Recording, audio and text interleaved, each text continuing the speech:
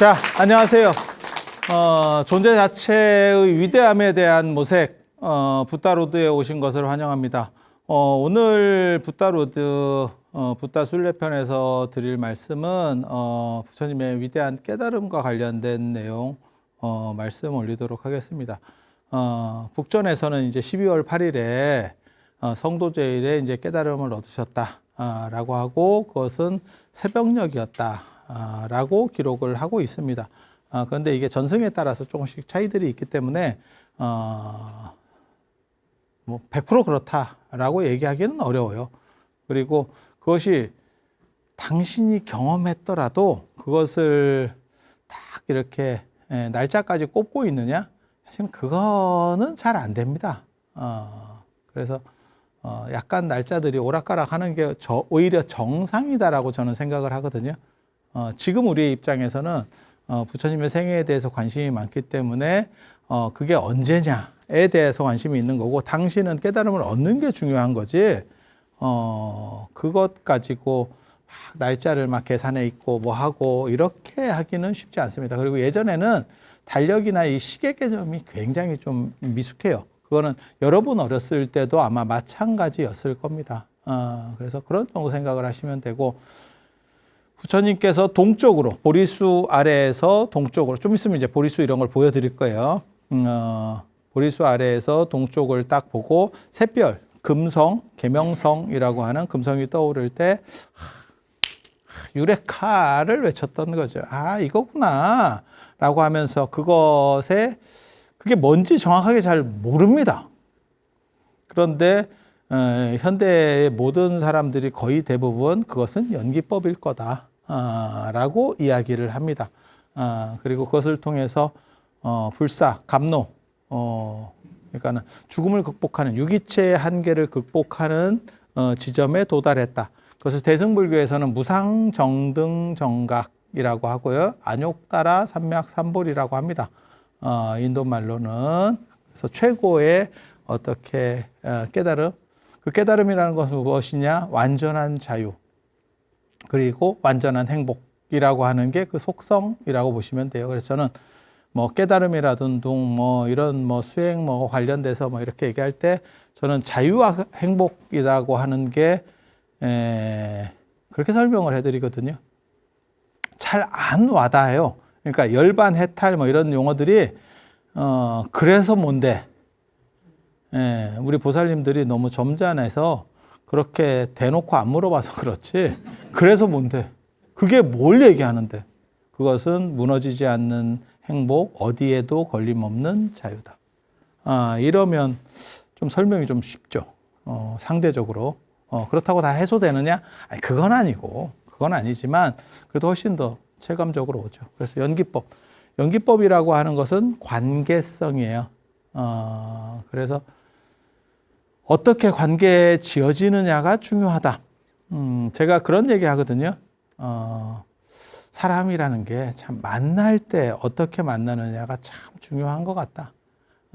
제가 젊어서 출가해서 한 10년 안짝에는 70 먹은 보살님이 오시면 노보살님이랬어요.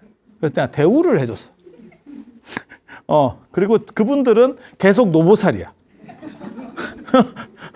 되게 재밌어요. 근데 지금 저한테 70이 오면 제가 약간 이렇게 구박을 하죠.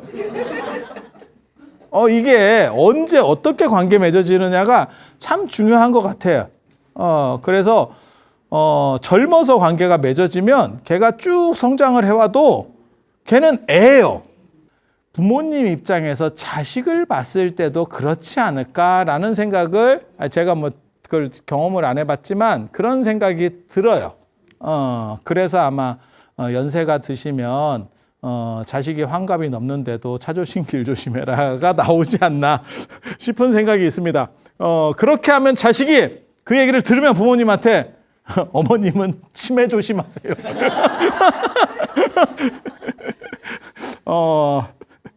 그러니까 세상이라는 게 그 관점이 언제 만들어졌냐, 그게 관계론이잖아요. 그래서 필요하냐에 대한 부분들, 제가 그런 얘기 하거든요.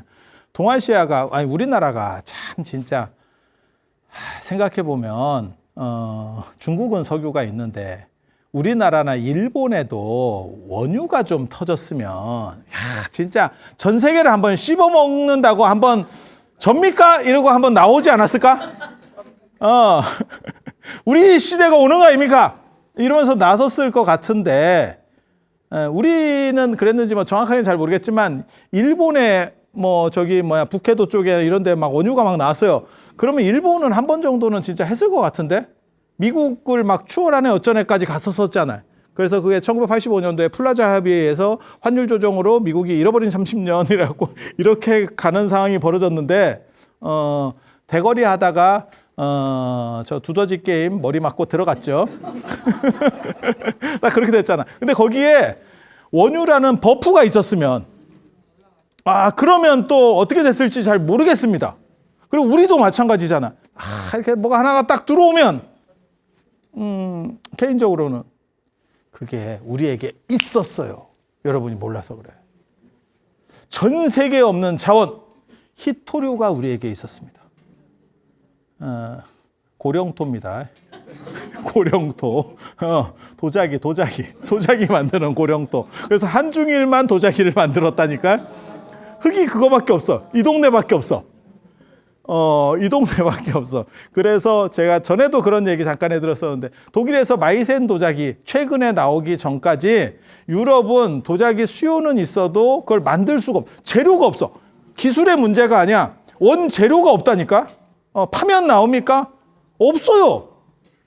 그때는 그게 어떻게 보면 지금 히토류에 해당하는 정도의 대단한 거예요. 그래서 일본이 그 요업으로 인해서 엄청나게 떠오르고 근대화에 도달할 수 있었던 게 우리보다 빠르게 도달할 수 있었던 게 사실은 그 도자기예요.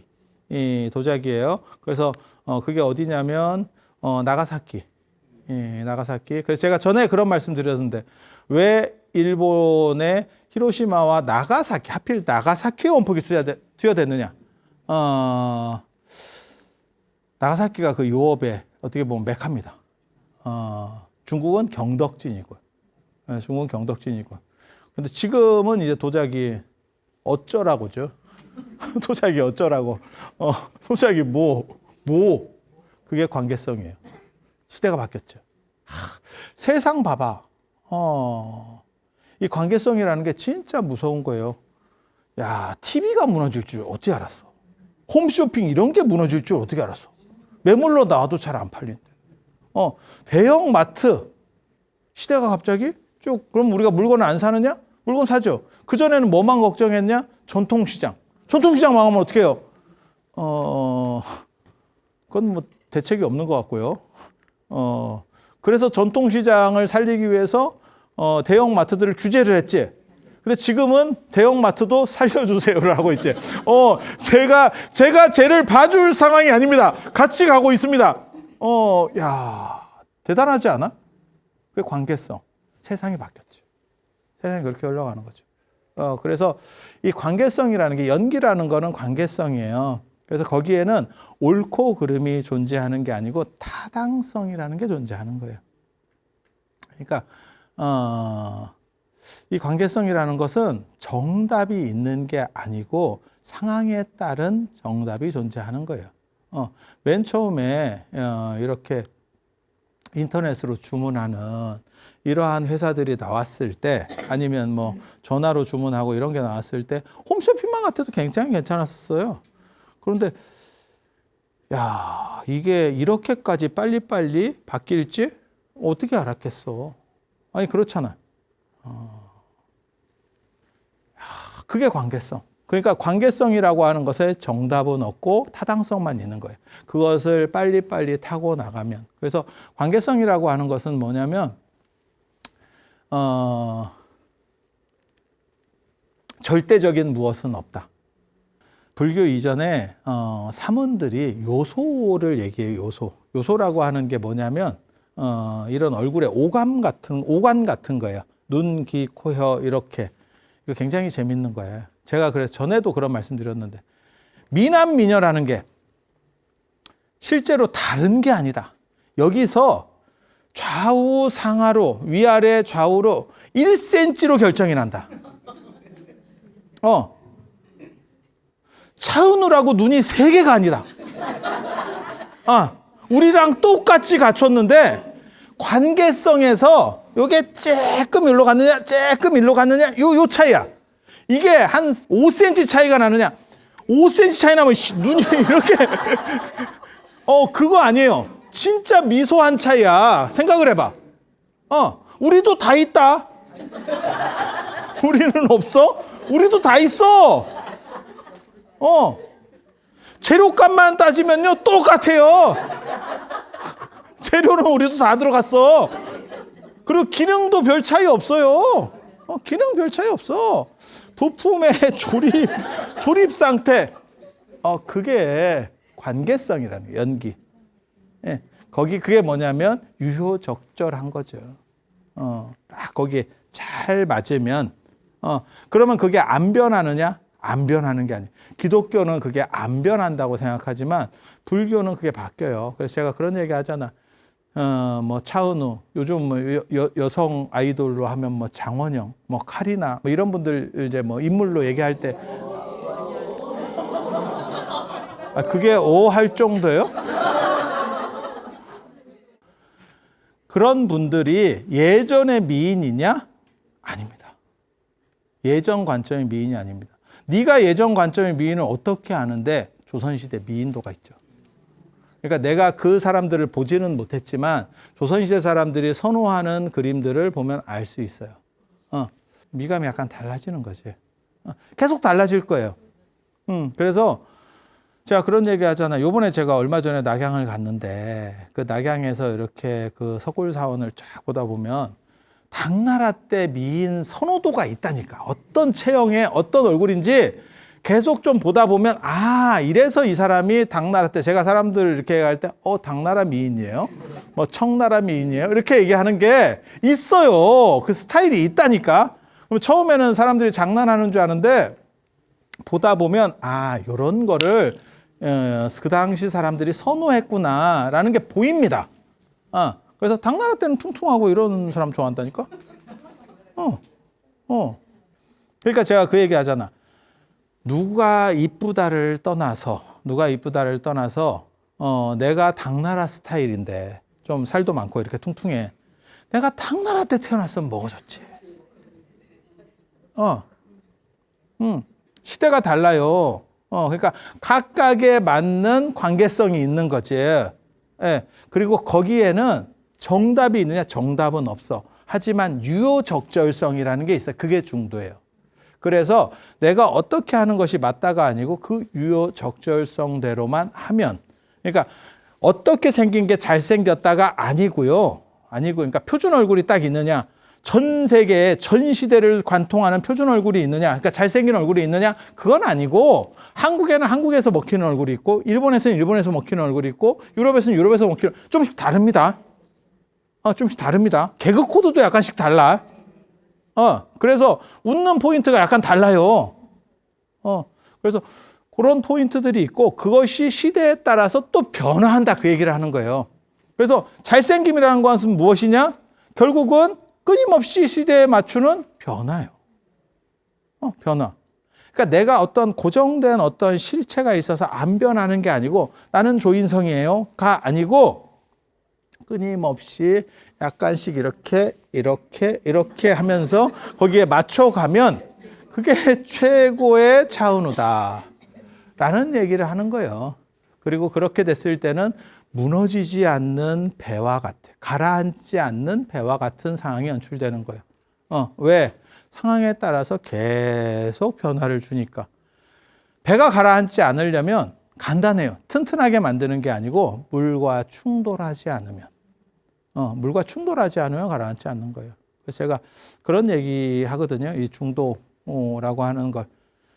설명을 할 때 뭐라고 얘기하냐면 마치 파도를 타는 사람이 그 파도의 에너지를 시시각각 반영해서 힘 조절을 다시 하는 거예요. 세팅을 계속 다시 하는 거예요. 그러면 가라앉지 않고 그것은 즐거움이 되고 조금이라도 파도의 에너지와 충돌하면 바로 꼬르륵입니다. 그래서 부처님은 이 말대로 하면 부처님은 모든 현상이 존재하지 않는 사람이 아니고 현상이 존재해도 나를 장애하지 않는 사람인 거예요. 그게 깨달음인 거예요. 그리고 이걸 동아시아적 사고로 얘기하면 제가 이거 논문 쓸 때 이번에 책 낼 때도 그 얘기를 썼었는데 인도 불교하고는 약간 결이 달라. 감정이 없기를 바라지 말고 감정이 있지만 그 감정에 걸리지 않으면 된다. 라고 하는 거예요. 그러니까 감정을 내가 쓰는 사람이 되면 되지 감정에 얽매여서 휘둘리는 사람이 되면 그러면 힘들어지는 거예요. 감정이 없으면 어떻게 되느냐? 그러면 중생을 구제하지 못한대. 불보살은 중생을 구제할 수 없대요. 왜? 너의 일이에요. 저한테 사람들이 그런 얘기 하거든요. 공감 부족. 공감 부족 이렇게 얘기하는데 공감 부족이 편하긴 한데 저 사람의 마음을 잘 못 읽어요. 왜? 공감이 안 되니까. 왜 그게 기분 나쁘지? 그러면 잘 생각해 보세요. 왜 기분 나쁘지? 잘 생각해 보세요. 왜 기분 나쁘지? 모르겠어. 그건 생각의 문제가 아니야.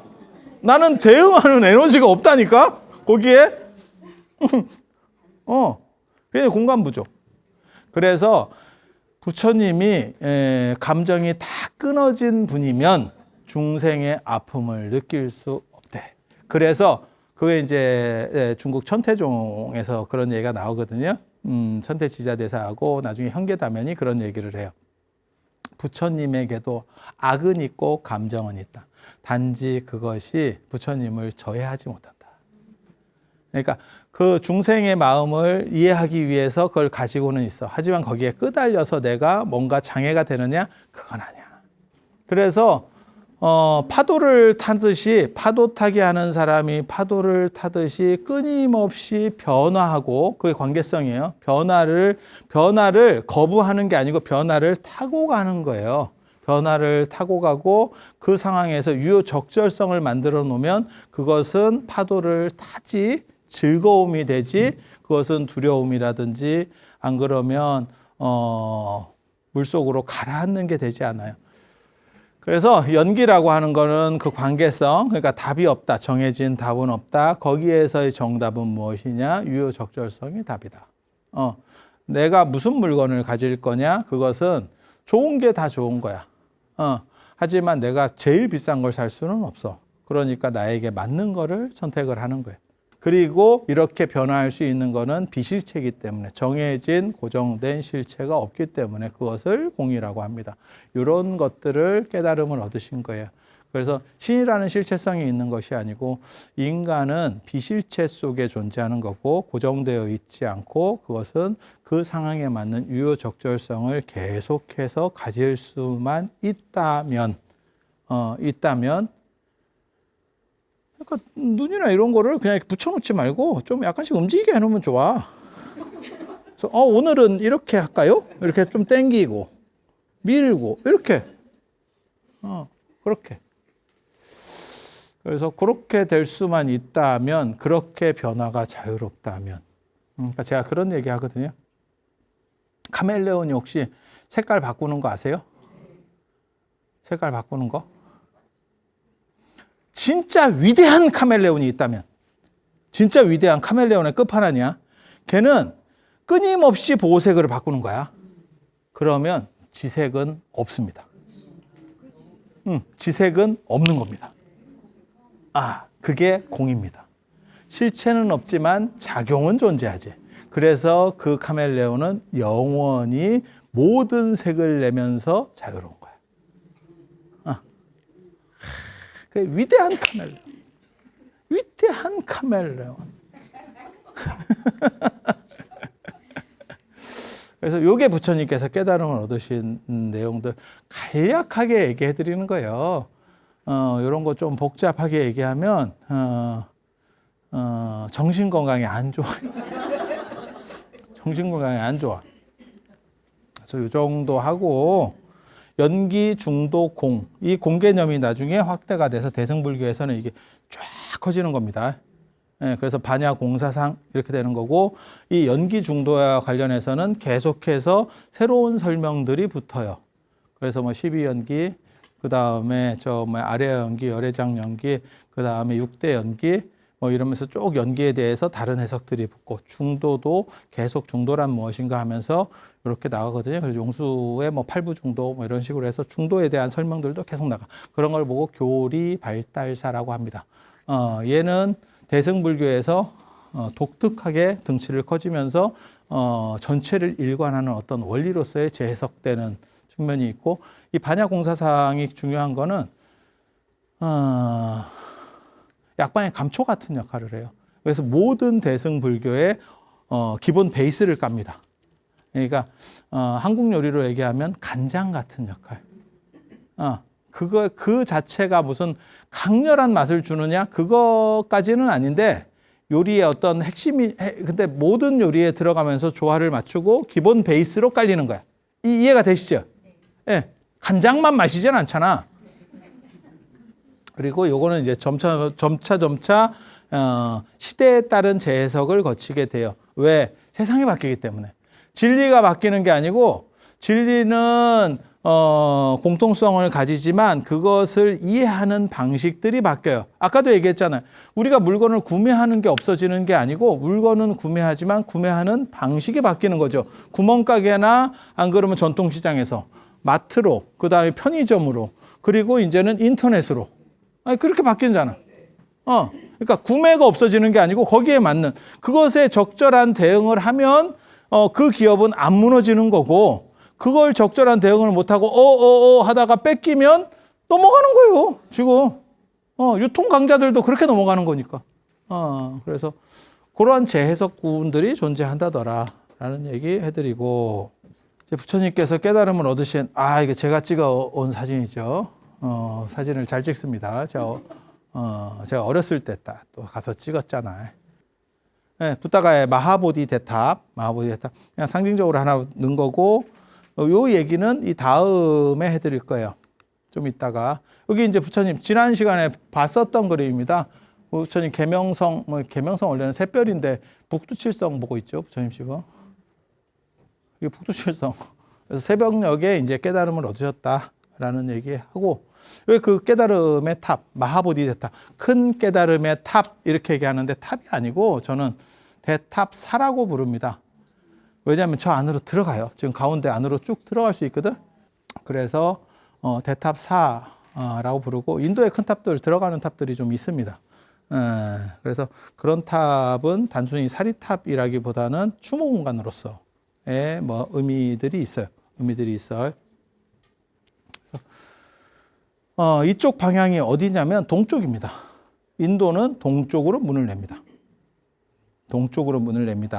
그리고 법당을 들어가는 것도 동쪽입니다. 여러분들 별로 신경 안 쓰시네. 우리는 남쪽으로 문을 내고, 법당도 부처님도 남쪽을 보고 있습니다. 그러니까 남쪽향입니다. 그걸 남향이라고 하고, 우리가 남향집을 선호하죠. 근데 남향집이 선호될지는 모르지만 막상 땅을 사서 건축하려고 하면 남향이 불리합니다. 일조권 때문에 건물이 이렇게 톱질을 당하죠. 이렇게 톱질을 당하죠. 건물을 마음대로 지을 수 있는 건 북향입니다. 북향은 내가 올리고 싶은 대로 올려도 되고, 일조권에 안 걸려요. 그렇게 되는 거예요. 그래서 우리는 남향문화고, 그 남향문화는 중국의 주나라 때 군인 남면짓을, 군주는 남쪽을 본다라고 하는 남향. 그래서 신하는 북면, 신하는 북쪽을 보고, 임금이 남쪽을 보니까 임금은 남면, 신하는 북면. 제사 지낼 때도 위패는 남면, 제사를 지내는 제자들은 북면. 이렇게 기본 룰입니다. 기본 룰. 근데 절에서는 그 기본 룰을 잘 따지지 않습니다. 절의 제사는 유교 제사하고 약간 달라요. 그건 재개하는 거예요. 그리고 부처님이 남면을 하고 있는데 거기다가 제상을 차릴 수도 없고 그게 안 되는 거예요. 그래서 보통은 동면하는 경우들이 많습니다. 동쪽을 보는 경우들이 많습니다. 제사상에서는. 그래서 인도는 동향이라더라. 그래서 왜 인도가 동향이냐?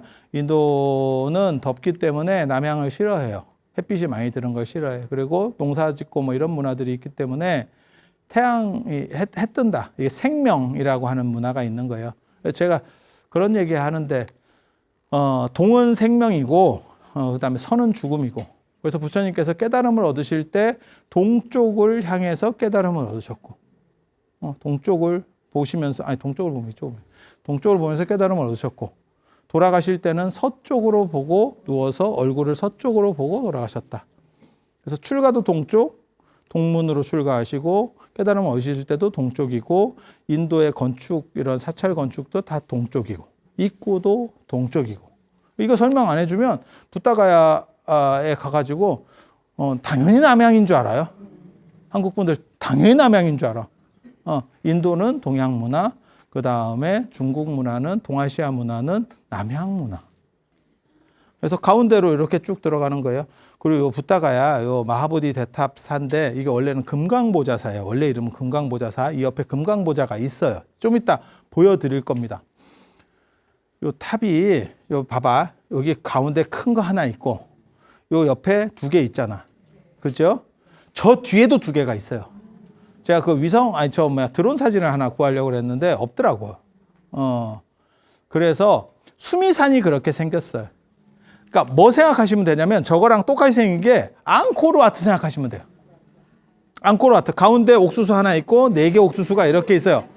큰 거 하나 사면 4개 서비스를 주는 요런 식으로 되어 있습니다. 앙코르와트 가보시면 딱 그렇게 돼 있어요. 그게 수미산입니다. 수미산. 그래서 제가 전에 수미산 그 수인할 때 제가 그렇게 가르쳐 드렸었는데 여러분 기억 안 나실 거예요. 이게 수미산 수인이거든요. 가운데 하나, 그 다음에 주변에 4개. 이게 수미산 수인입니다. 그래서 이렇게 딱 갖추고 있으면 우주의 중심이 나한테 딱 있어서 모든 나쁜 것이 들어오지 않는다라고 하는 맨날 이런 걸 하고 있는데 늙으면 오더라. 늙으면 오더라. 저거하고 똑같은 거라고 보시면 됩니다. 그래서 부처님은 수미산에 모신다. 그래서 수미좌, 수미단 이게 다 이런 데서 나오는 거예요. 그리고 티베트 사찰이나 부탄이나 이런 데 가도 전부 이런 형태로 되어 있습니다. 큰 거 하나에다가 가운데 큰 거 하나, 주변에 4개. 저거를 이렇게 붙이는 경우도 있고 아예 띄어놔서 4개로 이렇게 붙이는 경우도 있어요. 이렇게 붙이는 경우도 가능합니다. 저게 수미산 모델이라더라. 라는 정도 생각을 하시면 되고 수미산이 뭐냐면 우주 중앙에 있는 인도 신화에 나오는 우주 중앙에 있는 올림푸스 산 같은 산이에요. 그리고 거기에는 제석천, 요 꼭대기에 제석천이 살죠. 제석천이. 예. 제석천이 벼락신, 금강절을 들고 이렇게 있고. 자, 요렇게. 요 굉장히 중요해요. 요 마하보디 대탑이 원래 흙에 이렇게 딱 묻히는데 그걸 나중에 파낸 겁니다. 많이 묻혔습니다. 현장 스님 얘기에 보면 뭐 묻히는 얘기들이 다 와요. 자, 입구 봐봐. 저쪽 쫙 이렇게 보이죠? 사람 진짜 더글더글합니다. 그래서 저기 가운데 부처님을 모시고 있네. 동쪽으로 돼서 동쪽으로 입구를 내고 저렇게 부처님을 모시고 있는 거예요. 그리고 남방불교 반째기 좋아합니다. 반째기 좋아합니다. 반째기 스타일. 요 스님이 지금 가사를 갈아입히시는 거예요. 요 가사 갈아입혀 줍니다. 그래서 보시를 좀 하면 그 가사를 산 것도 입혀줘요. 입혀주고 다시 가져갈래요? 이러면 줘. 다시 줘. 그래서 이렇게 원래 이 옷을 입히는 문화가 원래 있었을 걸로 추정을 합니다. 우리도. 그리고 나중에는 그 옷이 없어지면서 이제 그냥 몸으로 이렇게 아마 그런 얘기 좀 해드리면 재미는 있는데 시간이 없을 것 같으네. 그래서 이렇게 있고 요 붓다가야의 마하보디 대탑사와 관련해서 제일 중요한 것 중에 하나가 석굴암입니다. 석굴암이 특이하게도 동쪽을 보고 있고 그리고 마하보디 대탑사의 불상이나 사이즈에서 큰 차이가 없어요. 그래서 석굴암이 마하보디 대탑사를 본뜬 게 아니냐라는 썰이 있어. 썰이 있어. 예. 왜 석굴암만 동쪽이고 돈을 그렇게 들였는데 그렇게 굴로 만들어서 좀 야리하게 했느냐. 그러니까 대중 접근이 쉽게 안 되게 했느냐. 저도 불국사를 참배를 가면 석굴암 잘 안 갑니다. 생각보다 불국사 석굴암 붙어 있는 거 아닙니까? 아닙니다. 생각보다 멉니다. 그리고 차로 한참 가고 거기 석굴암 주차장에 내려가지고 또 걸어서 또 한참 들어가고 가다 보면 이제 여러분들 같은 경우 그냥 휙 지나가고 우리는 그나마 좀 들어갈 수 있는데 그거 두 군데 다 가려면 석굴암 불국사 참배를 다 가려면 딴 데 아무것도 못 합니다. 진짜 그것만 계속 돌아야 되거든요. 그래서 아니 그렇게 돈을 들이고 큰 불사를 했는데 왜 대중적으로 보이는 쪽에 해야 되지 않을까와 관련해서 많은 논의들이 있어요. 그래서 석굴암 부처님하고의 연관성에 대한 이야기 논의들이 있다더라. 그게 말이 됩니까? 어떻게 통일신라에 인도 붓다가야를 모사했다는 개념이 나올 수 가능합니다. 가능합니다. 그때 사람들 왔다 갔다 합니다. 가능합니다.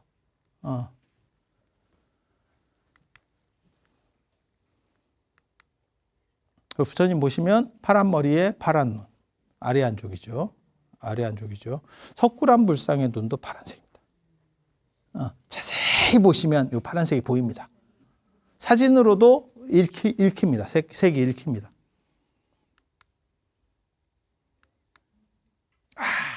오늘은 이 정도만 하고 그만할 거예요. 보리수 이제 나옵니다. 부처님께서 깨달음을 얻으신 그 자리, 그 나무, 그리고 여기에는 엄청난 논점이 있어요. 그러니까 요 탑이 있고, 요 탑이 이렇게 있고, 요 옆에가 이제 이 부처님 자리거든요. 여기가 깨달은 데냐? 저 아까 그 불상 모셔놓은 저기가 깨달은 데냐에 대한 논점이 있습니다. 이거 내가 처음으로 제기한 논점. 그전에는 모두 다 그 자리라고 얘기했거든요. 제가 보기에는 저는 여기라고 생각을 하는 사람이거든. 여기가 부처님께서 깨달음을 얻으신 자리일 거다. 부처님한테 좀 물어보면 될 건데. 말씀은 부처님 과묵해요. 그래 어쩔 수가 없어. 근데 저는 여기라고 왜 그런 주장을 하는지에 대해서 제가 다음 시간에 말씀 올리도록 하겠습니다. 자, 들어줘서 감사합니다.